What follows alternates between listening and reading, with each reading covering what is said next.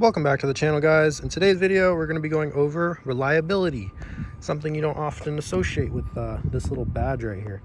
So this is specifically regarding the E9x M3 and my ownership experience with it. I have roughly 19,000 miles on the car since I got it in about 2.5 years, so a little less than the average commuter, but I do daily this car. My commute's just very short. So I'm going to go over some of the things that I have changed, both preventatively and stuff that has actually gone bad. And little spoiler alert, it's actually not as bad as you might think. So right off the bat, let me mention that I got the car at 69,000 miles and it is now at 88,000 miles. So when I picked it up at 69,000 miles, my second day of ownership, I changed the rod bearings. I did not want to take any chances. You know, I'm a mechanic. I work on these cars for a living. So I've seen my fair share of, horror story and horror situations that I did not want to put myself through that.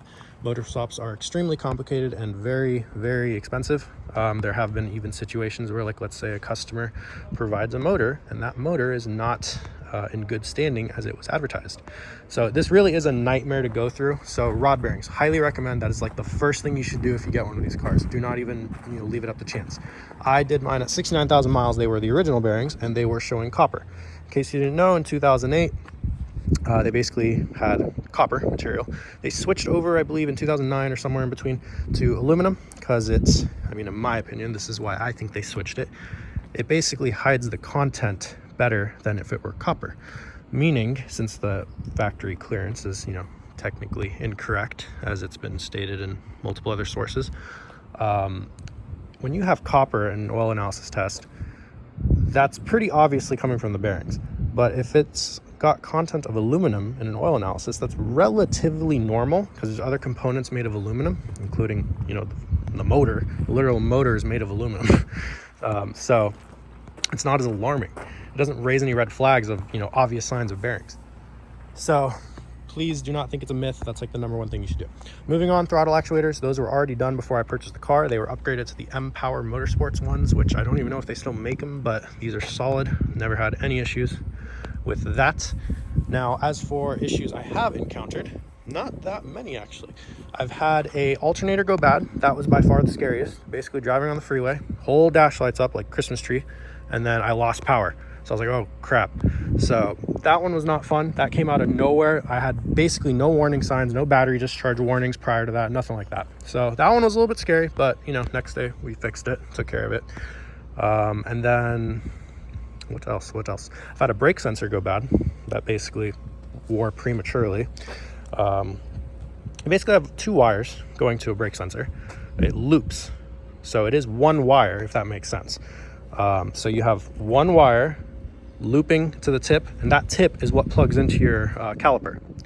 So when the brake pad wears down past a point, it starts eating at that plastic at the tip and it cuts the connection between the loop. So when it cuts that connection on the wire, it throws a light on the dash. And that is why you get a low brake pad light malfunction. It can happen in the rear, front, whatever the case. Also had a battery go bad, so I changed that as well. And then what else? I don't think really I've had any other problems, to be honest. I believe I've changed my exhaust bushings, the ones that go to the mid brace, because when those sag, it hits the little mid brace in the middle of the car where the X pipe sits. Obviously changed the donut gaskets that go from headers to X pipe because it changed the X pipe. Other stuff I've changed that not necessarily were bad, we just did them. Oil changes every 3,000 miles. I think the longest I went was maybe 4,000 miles between oil change. So I always do those on time. That may be a little excessive for a car like this, to be honest. A lot of people are going to have their own opinion about when to change it. I just do it because why not? And then the motor mounts I changed at the same time I did the rod bearings, and along with that I did the oil pan gasket. So, oh, one more thing, I actually forgot. The offset pulley. So this is an 08, so it does have a offset pulley instead of like the more updated pulley used in I think it's 2009 May, or maybe 2008 May, somewhere around there they made the change. So that pulley started squeaking really bad during cold start, so I changed that. That's been gone. So that's really it. When you actually add up a lot of those things that I've just mentioned, they're not actually terrible compared to my last car, which was a N54. This is night and day difference in maintenance cost, reliability, all that.